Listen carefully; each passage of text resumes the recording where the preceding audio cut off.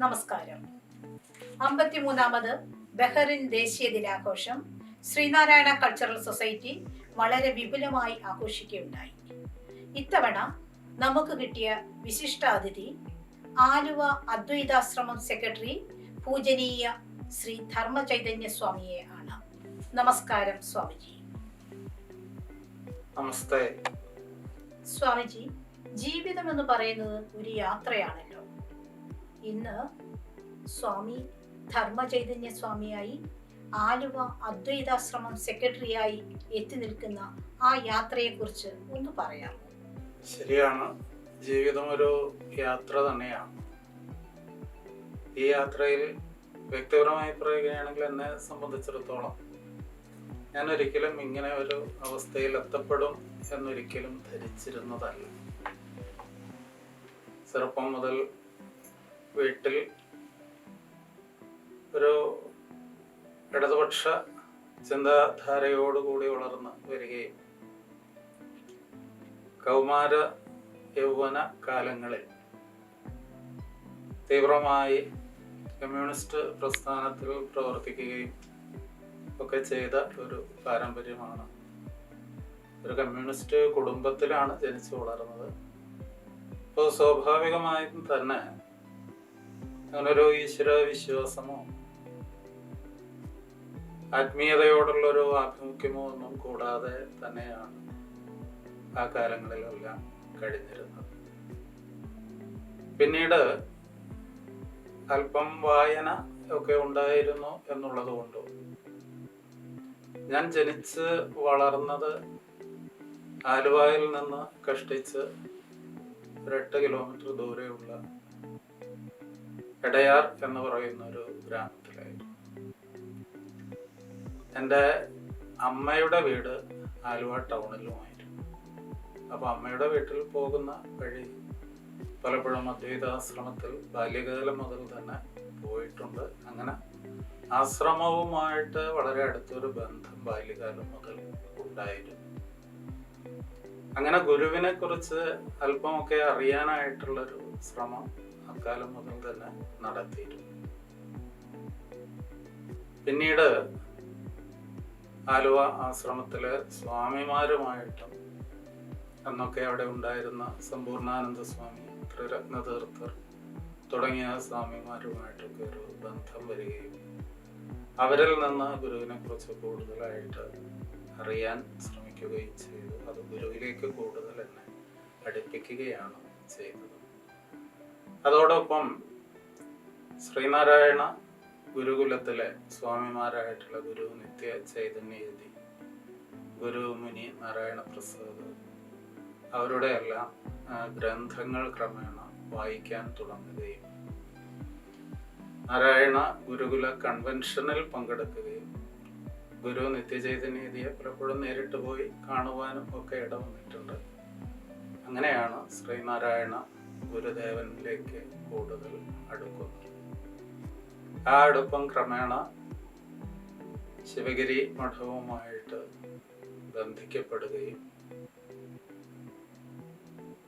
ശിവഗിരി മഠത്തിലെ അന്നത്തെ ഏറ്റവും ഉന്നതനായ സന്യാസി ശാശ്വരീകാനന്ദ സ്വാമികളുടെ നിർദ്ദേശം അനുസരിച്ച് 2002 ശിവഗിരിയുടെ ഭാഗമായി തീരുകയുമാണ് ചെയ്തത്. ശ്രീനാരായണ ഗുരുദേവനെ കൂടുതൽ അറിയുന്തോറും അതുവരെ ഉണ്ടായിരുന്ന ചിന്താധാരകളിൽ നിന്നെല്ലാം വിട്ടുപോരാനായിട്ട് ഇടവരികയും ക്രമേണ ശിവഗിരി മഠത്തിലെ ബ്രഹ്മചാരിയായി മഠത്തിലെ ബ്രഹ്മവിദ്യാലയത്തിൽ ചേരുകയും അല്പകാലത്തെ ബ്രഹ്മവിദ്യാലയത്തിലെ പഠനത്തിന് ശേഷം സ്വയം പുസ്തകം വായിക്കുക, പഠിക്കുക, ഇതായിരുന്നു ഒരു പൊതുവെ സ്വീകരിച്ചിരുന്നൊരു രീതി.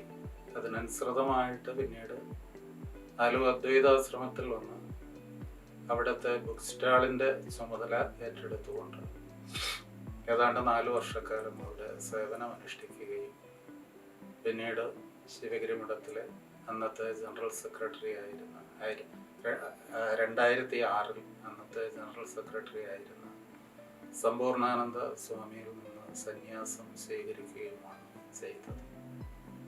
പിന്നീട് ശിവഗിരി മഠത്തിൻ്റെ ബ്രാഞ്ച് സ്ഥാപനമായിട്ടുള്ള കോട്ടയം കുറിച്ചി അദ്വൈത വിദ്യാശ്രമത്തിലെ ചുമതല ഏറ്റെടുക്കുകയും അവിടെ നിന്നുകൊണ്ട് സ്വയം പഠനവും അതോടൊപ്പം ധർമ്മ പ്രചരണവും ഏതാണ്ട് 15 വർഷക്കാലം നിർവഹിച്ചതിന് ശേഷമാണ് ഇന്നിപ്പോൾ ശിവഗിരിയുടെ ഏറ്റവും പ്രധാനപ്പെട്ട ബ്രാഞ്ച് സ്ഥാപനമായിട്ടുള്ള ആലുവ അദ്വൈത ആശ്രമത്തിൻ്റെ സെക്രട്ടറി സ്ഥാനത്തേക്ക് വരുന്നതും അവിടെ നിന്നുകൊണ്ട് കഴിയുന്ന രീതിയിൽ ധർമ്മ പ്രചരണം നടത്തി വരും. ഇപ്പോൾ ഗുരുവിനെ പരമഗുരുവായും പരമദൈവവുമായും കാണുന്ന ഒരു നിലയിലേക്ക് എന്നിൽ പരിവർത്തനമുണ്ടായി. അതാണ് ജീവിതത്തിൽ സംഭവിച്ച ഏറ്റവും ഗുണപരമായിട്ടുള്ള ഒരു പരിവർത്തനം എന്ന് ഇപ്പോൾ ഞാൻ മനസ്സിലാക്കുന്നു. ദൈവത്തെക്കുറിച്ച് ചിന്തിക്കുമ്പോൾ സ്വാമിജിയുടെ മനസ്സിൽ തെളിയുന്ന ചിത്രം ആരുടേതാണ്? ഞാനൊരു ഭക്തിയുടെ പശ്ചാത്തലത്തിലല്ല വളർന്നു വന്നത്. ഭക്തി അത് നമ്മൾ നിർവചിക്കുകയാണെങ്കിൽ ഈശ്വരനോടുള്ള പരമമായ പ്രേമമാണ് ഭക്തി എന്നാണ്. അപ്പോൾ സ്വാഭാവികമായും ഭക്തിയിൽ നിറഞ്ഞു നിൽക്കുന്നത് ഈശ്വരനോട്, തൻ്റെ ഇഷ്ടദേവതയോടുള്ള വൈകാരികമായിട്ടുള്ളൊരു പ്രണയമാണ് ഭക്തി. അപ്പോൾ ആ അർത്ഥത്തിൽ നോക്കുമ്പോൾ എനിക്കങ്ങനെ എൻ്റെ ബാല്യ കൗമാര കാലങ്ങളിലൊന്നും അങ്ങനെ ഒരു ദേവതാ സങ്കല്പത്തോടൊരു ഭക്തിയൊന്നും ഉണ്ടായിരുന്നില്ല. കഴിയുന്നത്ര ഒരു വിചാരത്തിൻ്റെതും യുക്തിയുടേതുമായ മാർഗത്തിലൂടെയാണ് അക്കാലത്ത് ചിന്തിക്കുകയും പ്രവർത്തിക്കുകയും ഒക്കെ ചെയ്തുകൊണ്ടിരുന്നത്. അതുകൊണ്ട് തന്നെ ഒരു വിചാരമാർഗം എൻ്റെ അന്വേഷണത്തിൽ എപ്പോഴും നിറഞ്ഞു നിന്നിരുന്നു. അപ്പോൾ സ്വാഭാവികമായിട്ടും നമ്മുടെ ആ ഒരു യുക്തി ബോധത്തിനും നമ്മുടെ ബുദ്ധി പരതയ്ക്കും അപ്പുറം നിലനിൽക്കുന്ന ഒരു ദർശനത്തെ മാത്രമേ, അങ്ങനെ ഒരു ദർശനത്തിന് മാത്രമേ എന്നെ വാസ്തവത്തിൽ തൃപ്തിപ്പെടുത്താനായിട്ട് കഴിയുമായിരുന്നുള്ളൂ. അതുകൊണ്ടാണ് ഗുരു നിത്യ ചൈതന്യതയുടെ പുസ്തകങ്ങളൊക്കെ അക്കാലത്ത് നിരന്തരമായി വായിക്കാനും ശ്രീനാരായണ ഗുരുദേവനെ കുറിച്ച് അറിയാനും ഇവിടെ വന്നത്. അങ്ങനെ അറിഞ്ഞപ്പോഴാണ് നമ്മൾ ഇതുവരെ പിന്തുടർന്നിരുന്ന ഈ ബുദ്ധിക്കും യുക്തിക്കും ഒന്നും വാസ്തവത്തിൽ ഒരു പ്രാധാന്യവുമില്ല എന്നും നമ്മുടെ ബുദ്ധിക്കും യുക്തിക്കുമെല്ലാം അപ്പുറം നിലനിൽക്കുന്ന പരമമായ ഒരു പൊരുളുണ്ട്, ഒരു സത്യമുണ്ട് എന്ന് മനസ്സിലാക്കാനും കഴിയുന്നത്. ഗുരു സാമ്പ്രദായികമായ നിലയിൽ ഭാരതത്തിൽ നിലനിന്നിരുന്ന വേദാന്ത ചിന്തയെ തൻ്റെ മൗലികമായ സത്യദർശനത്തിലൂടെ പുതുക്കി നവീകരിച്ച് അവതരിപ്പിക്കുകയാണ് ശ്രീനാരായണ ഗുരുദേവൻ ചെയ്തത്. അതേ ദൈവത്തെ ശ്രീനാരായണ ഗുരുദേവൻ അവതരിപ്പിക്കുമ്പോഴും ഈശ്വരൻ എവിടെയാണ് കുടികൊള്ളുന്നത്, ഈശ്വരന്റെ സാന്നിധ്യം എവിടെയാണ് എന്നുള്ളതിനെ സംബന്ധിച്ച് ഗുരുവും വളരെ വ്യക്തമായി ദൈവദശകത്തിൽ പറയുന്നുണ്ട്. അകവും പുറവും തിങ്ങും മഹിമാവാർന്ന നിൻപദം. നിൻപദം എന്ന് പറഞ്ഞാൽ നിന്റെ സ്ഥാനം, അതെവിടെയാണ്? അത് അകത്തുമുണ്ട് പുറത്തുമുണ്ട് എന്ന് പറഞ്ഞാൽ ദൈവം എല്ലായിടത്തും വ്യാപിച്ച് നിൽക്കുന്നവനാണ്. ഈ കാണപ്പെടുന്ന പ്രപഞ്ച സംവിധാനമാകെ രൂപം കൊണ്ടതും നിലനിൽക്കുന്നതും ഒടുവിൽ ലയം പ്രാപിക്കുന്നതും ആ ഏകമായ പൊരുളിലേക്കാണ്. ആ പൊരുളിനെ കുറിച്ച് പറയുമ്പോൾ ആരൊക്കെയാണോ ഈ സത്യത്തെ അറിയുന്നത്, ആ സത്യം അറിയുന്നവൻ അതായി തീരുന്നു എന്നുകൂടി പറയുന്നു. ബ്രഹ്മത്തെ അറിയുന്നവൻ ബ്രഹ്മമായി തീരുന്നു. ബ്രഹ്മവിത്ത് ബ്രഹ്മൈവ ഭവതി എന്ന് പറയും. ബ്രഹ്മവിത്ത് എന്ന് പറഞ്ഞാൽ ബ്രഹ്മത്തെ അറിയുന്നവൻ ബ്രഹ്മമായി തീരും എന്ന് പറഞ്ഞാൽ ദൈവത്തെ അറിയുന്നവൻ ദൈവമായി ഭവിക്കും. ആ അർത്ഥത്തിൽ നോക്കുമ്പോൾ ആരൊക്കെയാണോ ഈ പ്രപഞ്ച സത്യത്തെ അഥവാ ദൈവത്തെ അറിഞ്ഞിട്ടുള്ളത്, ആ ദൈവത്തെ അറിഞ്ഞവരൊക്കെ തന്നെ ഈശ്വര സ്വരൂപമായി മാറുന്നു എന്നർത്ഥം. നമ്മെ സംബന്ധിച്ചിടത്തോളം നമുക്ക് ഏറ്റവും പ്രിയപ്പെട്ട നമ്മുടെ പരമഗുരുവും പരമദൈവവും ശ്രീനാരായണ ഗുരുദേവനാണ്. ഗുരുവും ഗുരുവിൻ്റെ യൗവന കാലത്ത് തന്നെ അവിടുത്തെ ലൗകികമായ ബന്ധങ്ങളെല്ലാം വിച്ഛേദിച്ച് വീട് വിട്ടിറങ്ങിത്തിരിക്കുകയും കന്യാകുമാരിക്ക് സമീപമുള്ള മരുത്വാമലയിലെ ഏകാന്തതയിലിരുന്ന് ഈ പ്രപഞ്ച സത്യത്തെ മുൻനിർത്തി അതിതീവ്രമായ തപസ്സനുഷ്ഠിക്കുകയും ആ തപസ്സിലൂടെ ശ്രീനാരായണ ഗുരുദേവൻ ആ സത്യത്തെ സാക്ഷാത്കരിച്ച് ആ സത്യമായി പരിണമിച്ച മഹാപുരുഷനാണ്. ആ അർത്ഥത്തിൽ ഗുരുവും ദൈവവും തന്നെയാണ് എന്ന കാര്യത്തിൽ യാതൊരു സംശയവുമില്ല. ശ്രീനാരായണ ഗുരുദേവൻ തന്നെ നമ്മെ സംബന്ധിച്ച് ഏറ്റവും പ്രമാണമായിട്ടുള്ളത് ഗുരുവിൻ്റെ സ്വന്തം വചനങ്ങളാണ്. ആ വചനങ്ങളെ മുൻനിർത്തി തന്നെ ചിന്തിക്കുമ്പോൾ ഗുരുവിൻ്റെ ഗദ്യപ്രാർത്ഥന എന്ന കൃതിയിൽ പറയുന്നുണ്ട്, നാം ശരീരമല്ല അറിവാകുന്നു എന്ന്. അറിവത് നാമത് തന്നെ എന്ന് ഗുരു ആത്മോപദേശ ശതകത്തിലും പറഞ്ഞിട്ടുണ്ട്. ആനന്ദക്കടൽ പൊങ്ങിത്താനെ പായുന്നിത പരന്നൊരുപോൽ ജ്ഞാനം കൊണ്ടതിലേറി പായുന്നു പരമഹംസ ജനമെന്ന് സ്വാനുഭവ ഗീതയിലും ശ്രീനാരായണ ഗുരുദേവൻ പറഞ്ഞു വെച്ചിട്ടുണ്ട്. അപ്പോൾ ഗുരുവിൻ്റെ നാമം ദൈവവും ഒന്നായിത്തീരുന്നു എന്നും ശ്രീനാരായണ ഗുരുദേവൻ പറഞ്ഞിട്ടുണ്ട്. അപ്പോൾ ഗുരുവിൻ്റെ സ്വന്തം വചനങ്ങൾ വെച്ച് നോക്കുമ്പോഴും ശ്രീനാരായണ ഗുരുദേവനെ ഏറ്റവും അടുത്തറിയാൻ കഴിഞ്ഞിട്ടുള്ള ഗുരുദേവന്റെ ഗൃഹസ്ഥ ശിഷ്യന്മാരും ഗുരുവിൻ്റെ സന്യാസ ശിഷ്യന്മാരും ഒക്കെ ഗുരുസ്വരൂപത്തെക്കുറിച്ച് പറഞ്ഞിട്ടുള്ള വാക്കുകൾ നോക്കുമ്പോഴും, ഉദാഹരണത്തിന് മഹാകവി കുമാരനാശാൻ അണകവിയും നഴലാഴി ആഴുമെന്നിൽ പ്രണയമുദിച്ച് കവിഞ്ഞ് പാരവശ്യാൽ അണികരമേന്തി അണഞ്ഞിടുന്ന നാരായണ ഗുരു നായകൻ എൻ്റെ ദൈവമല്ലോ എന്നും, അതുപോലെ ആരായുകിൽ അന്ധത്വം വഴി ജാതി മഹസ്സിൻ നേരാം വഴി കാട്ടും ഗുരുവല്ലോ പരദൈവം എന്നും ആശാൻ പാടുന്നു. സ്വാമിജി, ഏത് വിധത്തിലാണ് ആത്മീയത മതത്തിൽ നിന്ന് വ്യത്യസ്തമായിരിക്കുന്നത്? ചിജ്ജട ചിന്തനം എന്ന കൃതിയിലും ഗുരുദേവൻ പറഞ്ഞിട്ടുണ്ട്, ഒരു കോടി ദിവാകരൊത്തുയരും പടിപാരോടു നീരനലാദികളും കെടുമാറ് കിളർന്നു വരുന്നൊരു നെൻവടിവ് എന്ന്.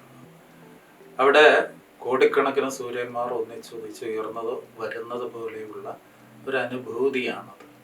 അവിടെ ഈ പ്രപഞ്ചമാകെ ഇല്ലാതെയായി തീരുന്നു. അത് വലിയൊരു പ്രകാശത്തിൻ്റെ അനുഭവമാണ്. ധ്വനിമയമായി ഗഗനം ജ്വലിക്കും അന്നാൾ അണയുമതിങ്കൽ അശേഷ ദൃശ്യജാലം പുനരവിടെ ത്രിപുടിക്ക് പൂർത്തി നൽകും സ്വനവും അടങ്ങും ഇടം സ്വയം പ്രകാശം.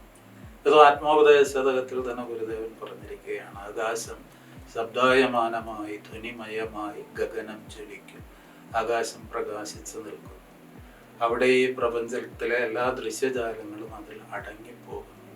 അപ്രകാരം ഒരു സത്യദർശനത്തിൻ്റെ അനുഭൂതി ഇത് ലോകത്തുള്ള എല്ലാ സത്യദർശികളായിട്ടുള്ള പ്രവാചകന്മാർക്കും ഋഷിമാർക്കും ഒക്കെ അനുഭവപ്പെട്ടതാണ്. പക്ഷെ ഇവരുടെ ഈ അനുഭവത്തെ മുൻനിർത്തി പിന്നീട് ഇവരുടെ പാത പിന്തുടർന്നവർ ഉണ്ടാക്കിയിട്ടുള്ള ഒരു സ്ഥാപനമാണ്, സാങ്കേതിക അർത്ഥത്തിൽ പറയുകയാണെങ്കിൽ, ഇന്നത്തെ മതസംഘടനകളൊക്കെ. അപ്പോൾ അതിനൊരു ചട്ടക്കൂട് വന്നു, അതിന് ആരാധനാലയങ്ങൾ വന്നു, അതിൽ പുരോഹിതൻ വന്നു, പുരോഹിതാധിപത്യം വന്നു. സ്ഥാപനങ്ങളാകുമ്പോൾ പിന്നെ അതിൻ്റെ നടത്തിപ്പ് മറ്റു കാര്യങ്ങളൊക്കെ വന്നു. ആ നടത്തിപ്പും കാര്യങ്ങളും ഒക്കെ വന്നു കഴിഞ്ഞപ്പോൾ അതൊരു ധനകാര്യ സ്ഥാപനങ്ങളായി പലയിടത്തും മാറുന്നു. എന്ന് പറഞ്ഞാൽ മറ്റേതൊരു വാണിജ്യ സ്ഥാപനങ്ങളെയും പോലെ ലാഭത്തിന് വേണ്ടി സമ്പത്ത് നേടുന്നതിന് വേണ്ടിയുള്ള കേന്ദ്രങ്ങളായി നമ്മുടെ ആരാധനാലയങ്ങളും അതിനെ ചുറ്റിപ്പറ്റി നിലനിൽക്കുന്ന പൗരോഹിത്യവും ഒക്കെ മാറുകയുണ്ടായി. അപ്പോൾ ഇതെല്ലാം ചേർന്നതാണ് ഇന്നത്തെ മതസംഘടന എന്ന് പറയുന്നത്. പക്ഷെ മതത്തിന് വേറെയും അർത്ഥമുണ്ട്. മതം എന്ന് പറഞ്ഞാൽ അഭിപ്രായം എന്ന അർത്ഥമുണ്ട്. സത്യദർശികളുടെ അഭിപ്രായം എത്ര മതമെന്ന് ഗുരുദേവൻ തന്നെ പറഞ്ഞിട്ടുണ്ട്. ആ അർത്ഥത്തിലെടുക്കുകയാണെങ്കിൽ മതവും ആത്മീയതയും തമ്മിൽ യാതൊരു ഭേദവുമില്ല, യാതൊരു വൈരുദ്ധ്യവുമില്ല. പക്ഷെ ഇന്നത്തെ നിലവെച്ച് നോക്കുമ്പോൾ ലോകത്ത് എല്ലാ മതങ്ങളിലും ഇത്തരമൊരു അവസ്ഥ വന്നുകൂടുകയും വലിയ സ്ഥാപനങ്ങളായി മതങ്ങൾ മാറുകയും അത് പലപ്പോഴും ഈ മതഗുരുവിൻ്റെ സത്യദർശനവുമായി യാതൊരു ബന്ധവുമില്ലാത്ത നിലയിലേക്ക് വരികയും ചെയ്തിട്ടുണ്ട്. അപ്പം എന്താണ് ആത്മീയത എന്ന് ചോദിച്ചു കഴിഞ്ഞാൽ, വാസ്തവത്തിൽ ആത്മീയത എന്ന വാക്കിൻ്റെ അർത്ഥത്തിൽ ചിന്തിക്കുകയാണെങ്കിൽ ആത്മീയത എന്ന് പറയുന്നത് വളരെ ലളിതമാണ്. അവനവനെ കുറിച്ചുള്ള അറിവിനെയാണ് ആത്മീയത എന്ന് പറയുന്നത്. ഭൗതികത എന്ന് പറഞ്ഞാൽ ഈ പഞ്ചഭൂതാത്മകമായിട്ടുള്ള ലോകത്തെ സംബന്ധിക്കുന്ന അറിവിനെയാണ് ഭൗതികത എന്ന് പറയുന്നത്.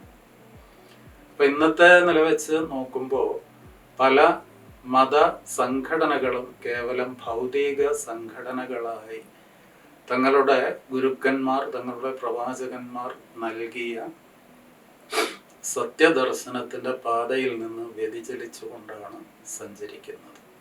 അതുകൊണ്ടാണ് ഇവിടെ മതഭേദങ്ങൾ ഉണ്ടായിരിക്കുന്നത്. ഒരു മതത്തിൽ തന്നെ വ്യത്യസ്തമായ ഇപ്പം ആരാധനാ രീതിയുടെ പേര് പറഞ്ഞു പോലും പല സംഘടനകൾ, പല അഭിപ്രായ ഭേദങ്ങൾ ഒക്കെ ഉണ്ടാകുകയും അവ തമ്മിൽ ഏറ്റുമുട്ടുകയും ഒക്കെ ചെയ്യുന്ന അവസ്ഥ ഇന്നിപ്പോൾ നമ്മുടെ കേരളത്തിലൊക്കെ കാണാനായിട്ട് കഴിയുന്നുണ്ട്. ഇപ്പോൾ സംഘടനകൾക്കൊക്കെ എപ്പോഴും സാമ്പത്തികവും വാണിജ്യപരവുമായിട്ടുള്ള താല്പര്യങ്ങളായിരിക്കും ഉള്ളത്. അത് മതവും അത് ആത്മീയതയുമായി ഏറെ അകന്നു പോകുന്ന ഒരു കാഴ്ചയാണ് നമുക്കിപ്പോൾ കാണാൻ കഴിയുന്നത്. ഇവിടെയാണ് ശ്രീനാരായണ ഗുരുദേവൻ ആലുവ അദ്വൈതാശ്രമത്തിൽ നടത്തിയ സർവമത സമ്മേളനത്തിലും ഗുരുവിൻ്റെ മറ്റ് കർമ്മങ്ങളിലുമൊക്കെ ഗുരു നമുക്ക് വെളിപ്പെടുത്തി തന്ന രഹസ്യം നമ്മൾ മനസ്സിലാക്കേണ്ടത്. എല്ലാ മതങ്ങളുടെയും പരമമായ ഉദ്ദേശം ഒന്ന് തന്നെയാണ് എന്നാണ് ഗുരു അദ്വൈതാശ്രമത്തിൽ നടത്തിയ സമ്മേളനത്തിൻ്റെ അതിൻ്റെ സമാപനത്തിൽ നടന്ന ഉപസംഹാരത്തിൽ ഗുരു പറഞ്ഞത്. ഇവിടെ കേട്ട പ്രസംഗങ്ങളിൽ നിന്ന് ഒരു കാര്യം വ്യക്തമാകുന്നു: എല്ലാ മതങ്ങളുടെയും പരമമായ ഉദ്ദേശം ഒന്ന് തന്നെയാണ്. അപ്പൊ ആത്മീയതയുടെ വെളിച്ചത്തിൽ ചിന്തിക്കുമ്പോൾ എല്ലാ മതങ്ങളും ഒരേ ആത്മീയതയാണ്, ഒരേ ആത്മസത്യത്തെയാണ് ലോകത്തിന് പ്രദാനം ചെയ്തിട്ടുള്ളത്. എന്നാൽ സംഘടിത മത സ്ഥാപനങ്ങൾ മനുഷ്യനെ ഭിന്നിപ്പിക്കുന്ന ഘടകങ്ങളായിട്ടാണ് ഇന്ന് നിലനിൽക്കുന്നത്. ആ അർത്ഥത്തിൽ പലപ്പോഴും ആത്മീയതയ്ക്കെതിരായിട്ട് മതസംഘടനകൾ മാറുന്നതായിട്ടാണ് നമ്മുടെ വർത്തമാനകാല അനുഭവം.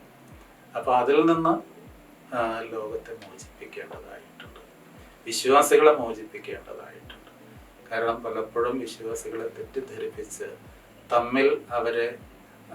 തമ്മിൽ അടുപ്പിക്കുന്ന നിലയിലേക്ക് സംഘടനകൾ മാറുമ്പോൾ അത് ലോകത്തിൻ്റെ ശാന്തിക്കും സമാധാനത്തിനും ഭീഷണി ആകുന്നു. എന്നാൽ സാരാംശത്തിൽ എല്ലാ മതങ്ങളും ഒരേ സത്യാനുഭൂതിയെ തന്നെയാണ് ലോകത്തിന് പ്രദാനം ചെയ്തിരിക്കുന്നതെന്ന ആ ഏകമായ പൊരുളിലേക്കാണ് എല്ലാ മതങ്ങളും വിശ്വാസികളെ നയിക്കുന്നതെന്ന സത്യം ഗ്രഹിക്കുകയും അതനുസരിച്ച് അവരുടെ പൊതുബോധത്തിൽ മാറ്റമുണ്ടാക്കിയെടുക്കുകയും ചെയ്യുക എന്നുള്ളതായിരുന്നു ശ്രീനാരായണ ഗുരുദേവൻ ലക്ഷ്യം വെച്ചത്. അതുകൊണ്ട് ഗുരുവിൻ്റെ മാർഗത്തിലൂടെ സഞ്ചരിച്ച് ശരിയായ ആത്മീയത എന്ത് എന്ന് തിരിച്ചറിഞ്ഞ് ആ മാർഗത്തിലൂടെ ലോകം മുന്നേറേണ്ടതായിട്ടുണ്ട്. ലോകത്തിൻ്റെ നിലനിൽപ്പിന്, സമാധാനത്തിന് അതാണ് ഏറ്റവും കരണീയമായിട്ടുള്ള ഒരു മാർഗം എന്ന് തിരിച്ചറിയേണ്ടതായിട്ടുണ്ട്. ഇത്രയും നേരം ഗുരുദേവ ദർശനം വളരെ ഗഹനമായി പകർന്നു തന്ന പൂജനീയ ശ്രീ ധർമ്മചൈതന്യ സ്വാമിക്ക് ശ്രീനാരായണ കൾച്ചറൽ സൊസൈറ്റിയുടെ നന്ദി രേഖപ്പെടുത്തുന്നു. നമസ്കാരം. ഇവിടെ ബഹ്റൈനിൽ വരാൻ കഴിഞ്ഞതും അല്പനേരമാണെങ്കിൽ പോലും മഹാഗുരുവിൻ്റെ ദർശനത്തെയും ഗുരുവിൻ്റെ സന്ദേശങ്ങളെയും ഒക്കെ മുൻനിർത്തി നിങ്ങളുമായിട്ടൊരു സംവാദത്തിൽ ഏർപ്പെടാൻ കഴിഞ്ഞതിൽ വളരെ സന്തോഷമുണ്ട്. ശ്രീനാരായണ ഗുരുദേവൻ എല്ലാവരെയും ആവോളം അനുഗ്രഹിക്കുമാറാകട്ടെ എന്ന് പ്രാർത്ഥിച്ചുകൊണ്ട് ഗുരുദേവൻ്റെ അനുഗ്രഹത്താൽ സർവ്വ ഐശ്വര്യങ്ങളും അതിലുപരി ശാന്തിയും സമാധാനവുമെല്ലാം ലോകത്തുള്ള എല്ലാ മനുഷ്യർക്കും എന്നും ഉണ്ടാകട്ടെ എന്ന പ്രാർത്ഥനയോടെ ഒരിക്കൽ കൂടി എല്ലാവർക്കും